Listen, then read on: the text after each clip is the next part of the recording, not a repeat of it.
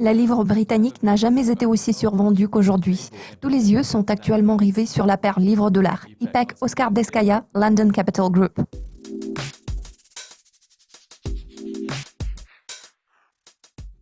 Ce mercredi, nous avons découvert le compte-rendu de la réunion de la Fed de juillet. Les investisseurs ont accordé beaucoup d'attention au procès-verbal afin d'analyser les perspectives en termes de politique monétaire. La récente croissance de l'emploi a alimenté les attentes d'un relèvement des taux. Quelles sont vos prévisions à cet égard? Alors, pour ce qui est de la Fed, les attentes en matière de politique monétaire sont devenues volatiles suite au contexte externe assez fragile.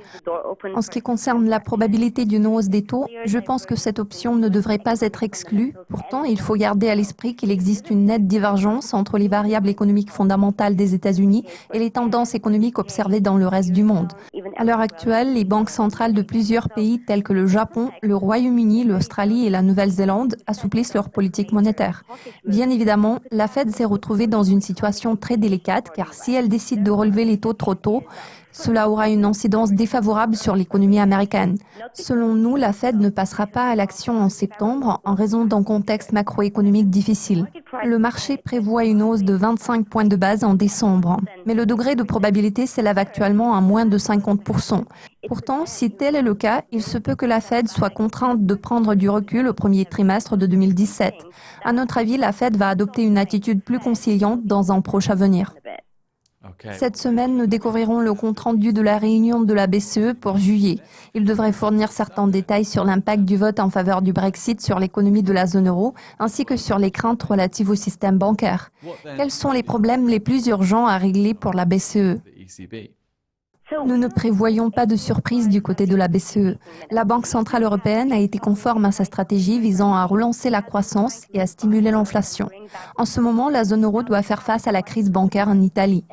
Le Brexit constitue un autre sujet de préoccupation. Pourtant, cela ne change pas les perspectives économiques de la zone euro, ni sa politique monétaire. En revanche, la conférence de presse suivant la réunion de la BCE pourrait fournir plus de clarté par rapport à l'attitude des responsables de la BCE vis-à-vis des problèmes en suspens. La BCE est censée maintenir le statu quo, restant fidèle à son approche accommodante. En outre, maintenant, elle peut être plus tranquille au sujet de la divergence des taux d'intérêt. La Banque d'Angleterre a provoqué un regain d'intérêt pour le marché des emprunts d'État britanniques, ce qui a contribué à contrebalancer l'appétit pour les obligations de la zone euro, ainsi qu'à stabiliser quelque peu la position accommodante de la BCE. L'euro est censé rester à un niveau stable. C'est la raison pour laquelle nous pourrions voir la parité entre l'euro et la livre d'ici la fin de l'année, et il n'y a rien d'inquiétant dans ce niveau. Pour ce qui est de la paire livre-dollar, elle devrait se retrouver dans une fourchette assez large, comprise entre 1,08 et 1,16. Dans le cas de cette paire, tout dépendra de la volatilité provoquée par la politique de la Fed. Ma toute dernière question pour aujourd'hui, quels sont les indicateurs économiques que vous allez surveiller de près cette semaine? Cette semaine abonde en publications économiques importantes en provenance du Royaume-Uni. La paire livre-dollar est en train de tester le niveau d'1,29. Il est à noter que la livre sterling n'a jamais été aussi survendue. Nous voyons se multiplier des positions courtes depuis plusieurs semaines. Les investisseurs devraient surveiller de près les chiffres d'inflation pour juillet.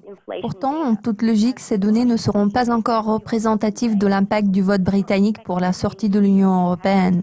Les analystes tablent sur une déflation de 0,1% sur une base mensuelle. En tout état de cause, ces données seront très surveillées.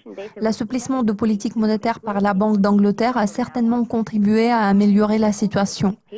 Dans le contexte actuel, il est probable que la Banque d'Angleterre va modifier sa stratégie en ce qui concerne le taux directeur et la cible en matière d'achat d'actifs.